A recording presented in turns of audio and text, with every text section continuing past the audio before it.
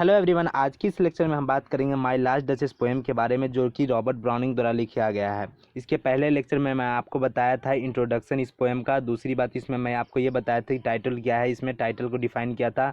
तीसरी बात मैं बताया था उसकी की पॉइंट्स क्या है, इंपॉर्टेंट पॉइंट्स क्या है, और लास्टली मैं बताया था स्टोरी की समरी। ठीक है, स्टोरी की समरी। अब आज की इस लेक्चर में मैं बताऊंगा कि लाइन बाय लाइन एक्सप्लेनेशन क्या होंगे इस पोएम के, क्योंकि इसमें जितने भी लाइन हैं, लगभग 56 लाइन है, वो सारे के सारे मैं लाइन से आपको बताऊंगा। ठीक है, उसके क्या मतलब है। अब देखिए, ये जानना इसलिए ज़रूरी है कि जब आप इस पोएम का जब एक्सप्लेनेशन लिखिएगा तो वहाँ पे आपको लाइन का मतलब ही पता नहीं होगा, वहाँ कहाँ से लिया गया है ये पता नहीं होगा, तो फिर आपको मार्क्स कैसे मिलेंगे। तो ये जानना बहुत ज़रूरी है। ठीक है, तो चलिए शुरू करते हैं। तो चलिए सबसे पहले आपको इसके स्टोरी के बारे में एक बार और बता देते हैं। यहाँ पे देखिए, माई लास्ट डचेस का मतलब होता है, डचेस का मतलब होता है बीवी या फिर वाइफ या फिर पत्नी, और लास्ट का मतलब होता है प्रीवियस या फिर एक्स या पिछली। तो यहाँ पे पूरे लाइन का मतलब है कि मेरी पहली पत्नी या मेरी पिछली पत्नी या फिर माई एक्स वाइफ। ठीक है, तो यहाँ पे माई लास्ट डचेस का मतलब आपको समझ में आ गया होगा। तो ये टाइटल है इस पोएम का। और यहाँ पे ड्यूक ऑफ फेरेरा कौन है, तो देखिए फेरेरा एक इटली का शहर है। ठीक है, अब वहाँ का शहर का एक ड्यूक है, एक राजा है, तो वो राजा को बोला जाता है ड्यूक ऑफ फेरेरा। फेरेरा का एक राजा है, ड्यूक है। ये क्या, इसकी बीवी मर गई रहती है, मतलब उसकी मृत्यु हो गई रहती है। उसके बगल में शहर एक रहता है, वहाँ के राजा को हम काउंट बोलेंगे। ठीक है, तो काउंट उसको बोलेंगे। तो क्या करता रहता है ये काउंट, जो चाहता रहता है, इसकी बीवी मर गई रहती है ड्यूक ऑफ फेरेरा की, तो क्या चाहता रहता है काउंट की इसकी शादी, काउंट की बेटी की शादी हो जाए किससे, ड्यूक ऑफ फेरेरा से।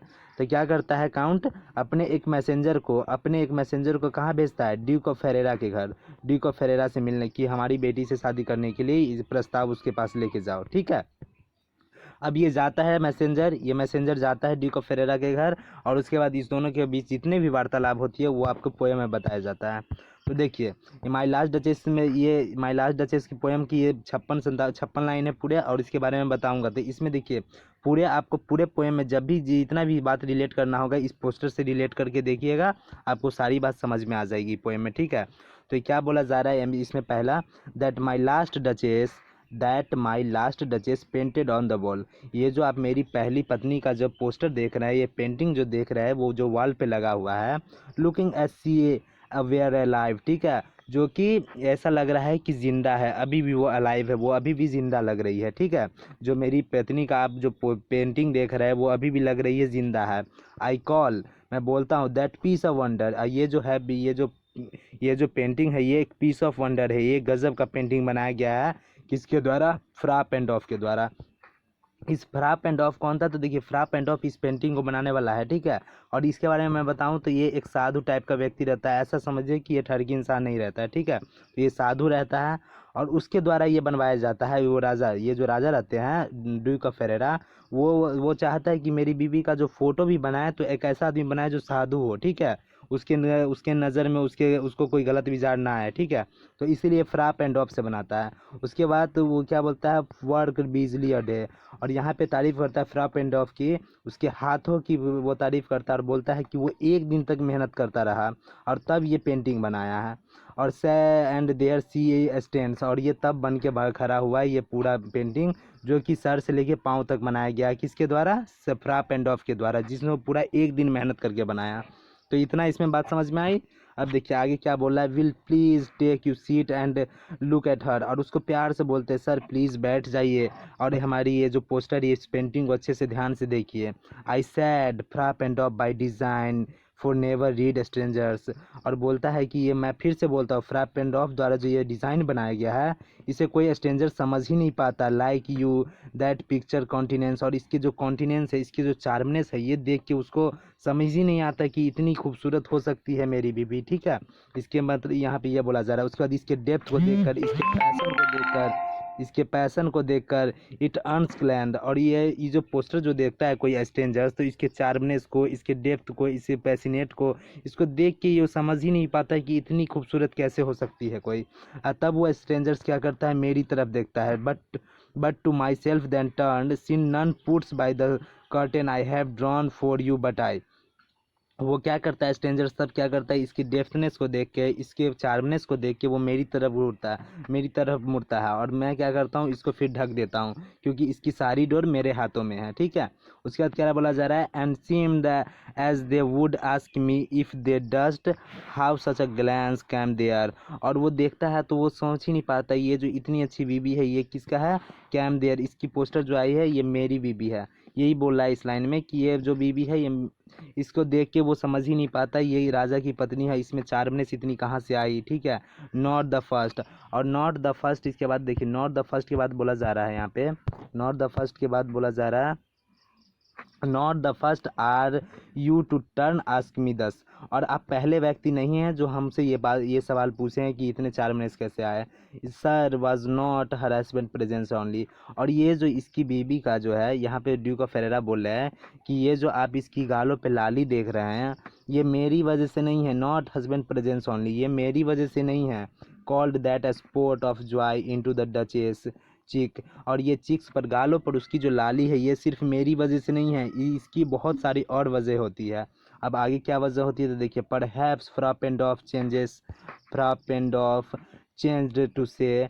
और यहाँ पे मतलब यहाँ पे बोल रहा है कि ये जो आप गालों पे इसकी लाली देख रहे हैं ये मेरी वजह से नहीं है, ये यहाँ पे फ्रॉप एंड ऑफ उसको कोई कॉम्प्लीमेंट दिया होगा, जैसे her mantle laps over my lady wrist too much on paint, और मैं must never hope to reproduce the faint half that dies along the throat.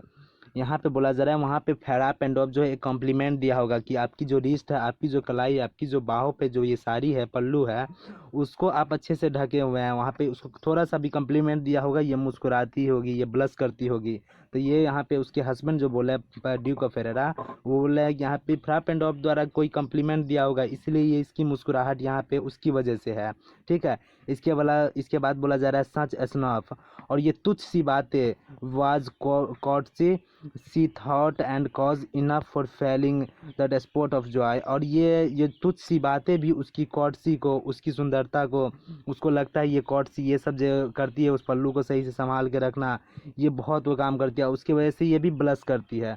मतलब यहाँ पे ये इस लाइन का मतलब ये है कि देखिए, ये सब जो सजना सवरना ये सारे कुछ को जो वो रखे हुए हैं, ये सब उसके लिए क्या है, एक कॉम्प्लीमेंट है, और कॉम्प्लीमेंट से ये बहुत खुश होती है।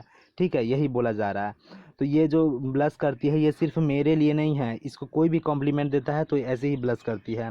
सी हैड अ हार्ट, उसके पास दिल तो है, उसके पास एक दिल है। हाउ सेल आई से हाउ अ मेड ग्लैड। और वो दिल है, वो उसके पास एक दिल है, और उस दिल का इस्तेमाल सही से वो नहीं कर पाती, क्योंकि वो सभी को देख के मुस्कुराती है, ये की गलत बात है। उसके बाद टू इजीली इम्प्रेस्ड, और वो किसी से भी इम्प्रेस हो जाती है। सी लाइक्ड वॉट एवर, और वो कोई भी कुछ भी रहे उसको वो पसंद करती है, वो सभी से इम्प्रेस हो जाती है तुरंत। She look on her looks went everywhere. और वो पहले यहाँ पे देखिए क्या बोलता है, उसके पास एक दिल है, ठीक है, जो कि एक जो उसके पास दिल है वो क्या करता है, उसको वो रानी होने के बाद डचेस जो है तो उसको हमेशा सबके सामने मुस्कुराना नहीं चाहिए, उसकी अपनी रानी जो है वहाँ की डचेस जो है तो उसको थोड़ा सख्ती में रहना चाहिए। तो यहीं पे वो राजा बोल रहा है टू ईजिली इम्प्रेस, वो सबसे इम्प्रेस हो जाती है, वो सभी को पसंद करती है। She liked on, she looked on और look and her looks went everywhere, और सभी जगह उसकी नज़र रहती है। तो यहाँ पे फिर बोला sir it was all one, और वो सबको एक बराबर समझती है। My favour at her breast, और उसके बाद सबको एक बराबर समझती है, सबको एक नज़रिए से देखती है, सबको देख के स्माइल, एक छोटा सा मुस्कान देखती है।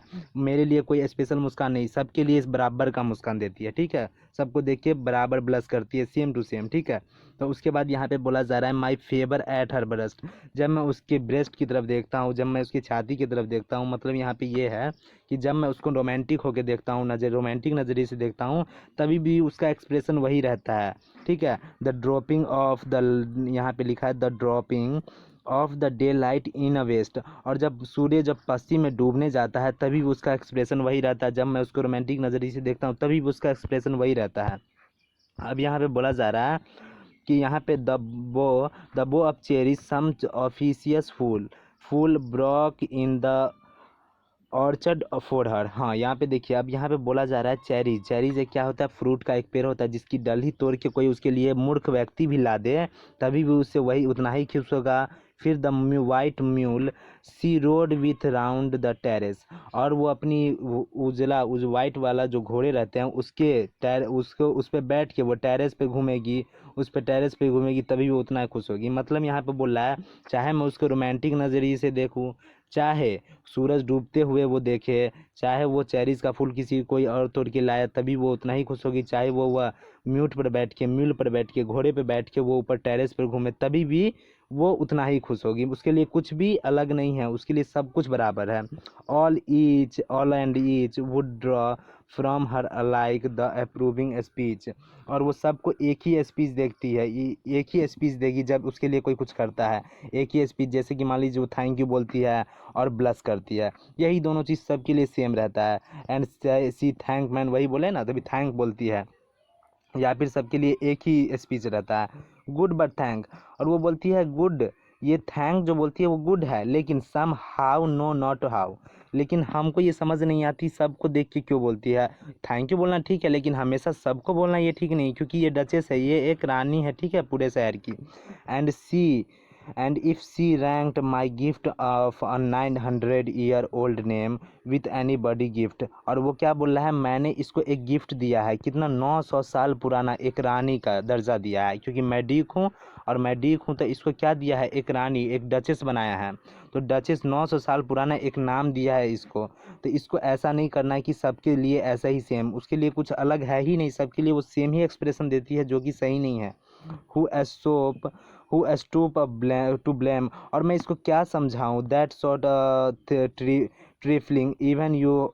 यहाँ पे बोला जा रहा है वो who stoop to blame the sort of trifling. यहाँ पे बोल रहा है मैं उसको क्या समझाऊँ, मैं इसके लिए क्या समझाऊँ कि मैं और नीचा जाना पड़ेगा इसके लिए, मैं इसको क्या कैसे समझाऊँ। फिर बोलता है मैं अपने स्किल्स के मैं अपनी पूरी कोशिश करके मैं अपनी भाषाओं के माध्यम से which I have not to made your will quite clear to such and one and say just this all the discussed.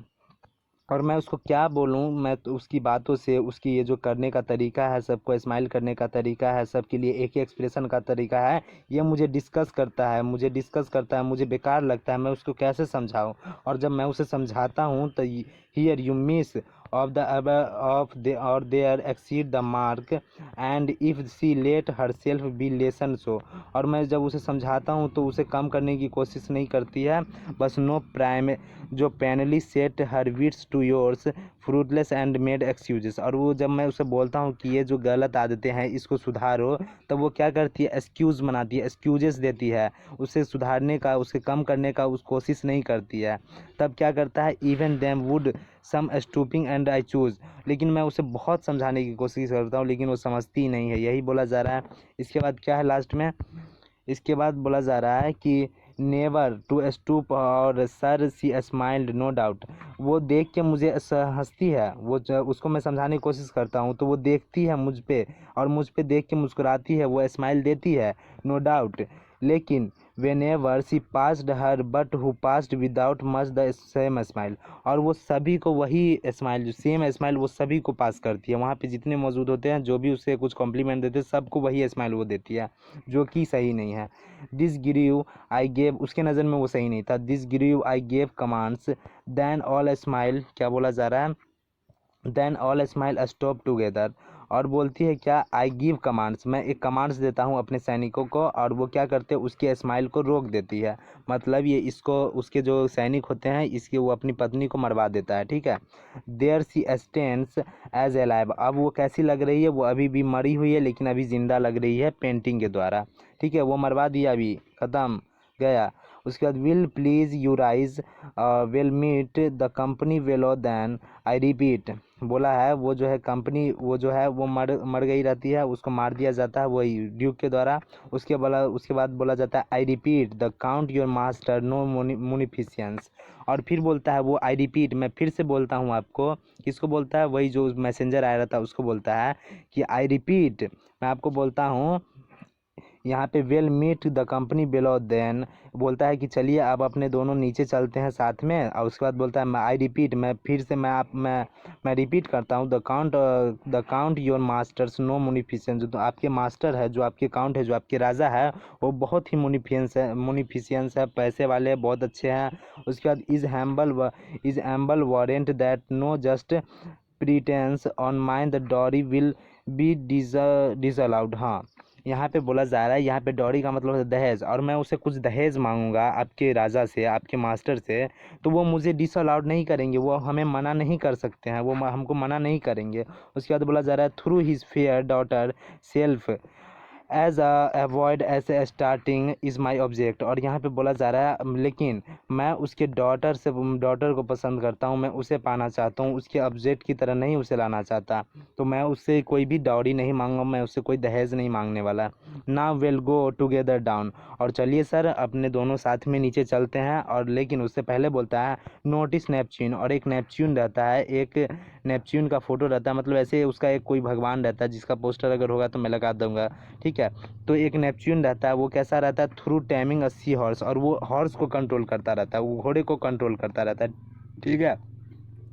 वो हॉर्स को कंट्रोल कराता रहता है, जो कि काफ़ी रियर देखने को मिलता है। वो जो पोस्टर है, वो जो पेंटिंग है, वो जो मूर्ति वहाँ पे लगा रहता है, वो काफ़ी रेयर मिलता है, जिसमें हॉर्स को वो कंट्रोल करता रहता है, कौन, नेपच्यून।